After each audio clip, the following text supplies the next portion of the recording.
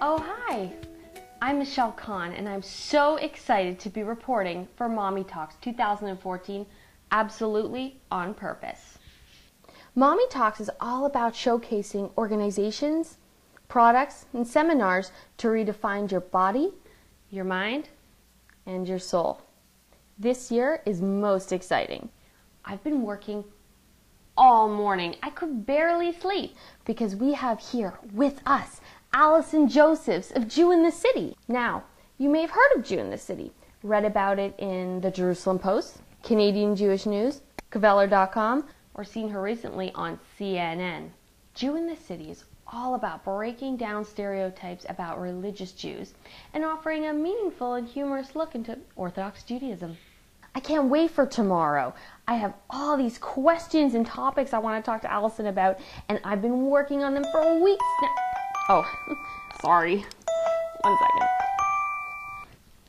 Hello? Yeah, hi Jane. Yes, I'm so excited for tomorrow. Huh?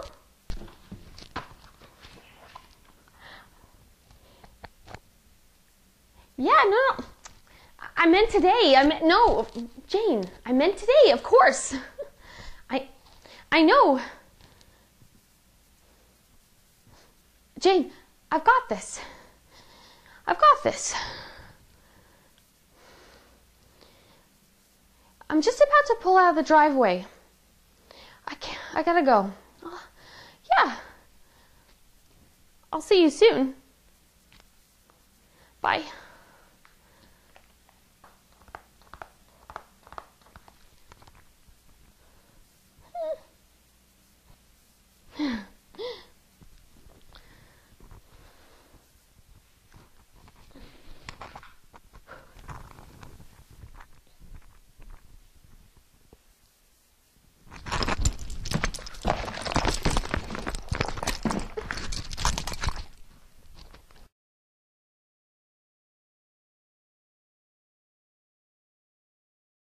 So Allison, why don't you tell us a little bit about what you spoke about today at MommyTalks?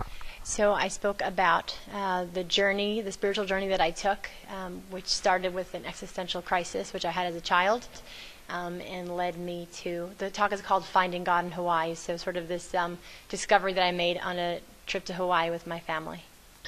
But did you ever think that, especially after becoming Orthodox and kind of changing pathways throughout life, that Jew in the City is what was going to happen? You know, CNN, Mayim Bialik, all these things, like, I mean, all these opportunities that you're now able to give other young Jews all over the world. You know, my sense about, being a religious Jew is that there are certain limitations, like you have to eat kosher food, but like you can eat delicious kosher food, you know what I'm saying? Like there are certain laws of modesty, but like why not look fabulous when you do it? So the community that I sort of joined was people that were living within the boundaries of Jewish law, but like doing interesting out-of-the-box things. And I think that's like a huge part of sort of making that transition to like keep yourself in the mix and not sort of lose your personality or lose the stuff that makes you you. I do believe actually that when you have big dreams and have like sort of big goals for yourself, you're actually able to get a lot closer to making them happen, because if you didn't make big dreams to yourself, then you would never try to.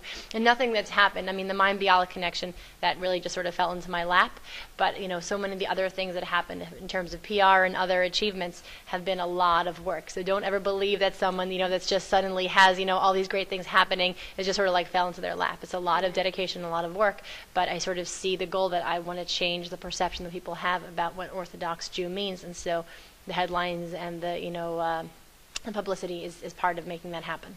You've accomplished so much. I mean, really, you've shown young Jewish women like me that there is no box that you need to think inside of. There's no box to really. We create that box ourselves. So, what would you tell somebody, a simple girl, small town, wants to make it big? What would you tell her is the biggest thing to keep in mind for whatever she wants to do in life? Make big plans for yourself, work really hard at it, and I think it's really just about not giving up. You can have, last year, I felt about a year and a half ago when we did our first All-Stars video, people were really starting to see like this is going somewhere, and even my best friend said to me, Allison, a few years ago, we didn't really think this was going anywhere. We just thought you were someone crazy who quit her job and was living a pipe dream. The first few years that I was doing this, 4.5 years, I was not making a cent. And as I would go to the bank every week to take out money to pay my babysitter, because she was getting paid every hour to watch a baby, so I could like work for free. And I would like look at our bank account like getting smaller and smaller, and I'd think to myself like, you're out of your mind. You're clearly like, you know, messed up. I'm saying like, why are you not quitting yet?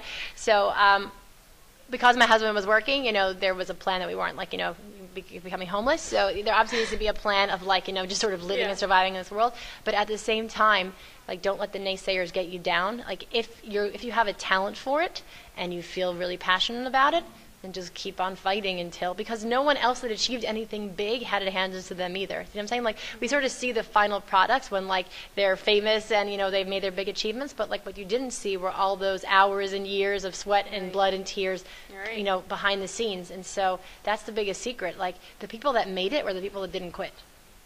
No, you're completely right. So who inspires you? Who inspires me, religiously or professionally, or? We'll start off religiously. Religiously, I'm a big fan of Rebbetzin Esther Youngrice. She's, you know, someone really to sort of look to in terms of being a strong Jewish leader. And I'm very close with my rabbi from Israel, Rabbi Yitzchak Shurin. So those are some of the, you know, sort of people that I look to for inspiration. Professionally, Joe Lieberman is pretty cool. He was in our video last year. The Maccabees have done some pretty cool things in terms of their. I saw that on Twitter and Facebook and everything. I'm inspired by the people that are committed spiritually, but at the same time are sort of, you know, using the talents and strength that God gave them to make their unique contribution in the world, and that it need not be this or that. That, like, I think the full package is really, you know, using both and not denying either side. Yeah, no, I completely agree. Well, I want to thank you so much for not just visiting Toronto, but giving us this in-depth interview with you. And come back anytime. Come back for Shabbos. We'll have some kugel. We'll break a little challah. Okay? Sounds good. All right. Thank you so much, Allison. Thank you.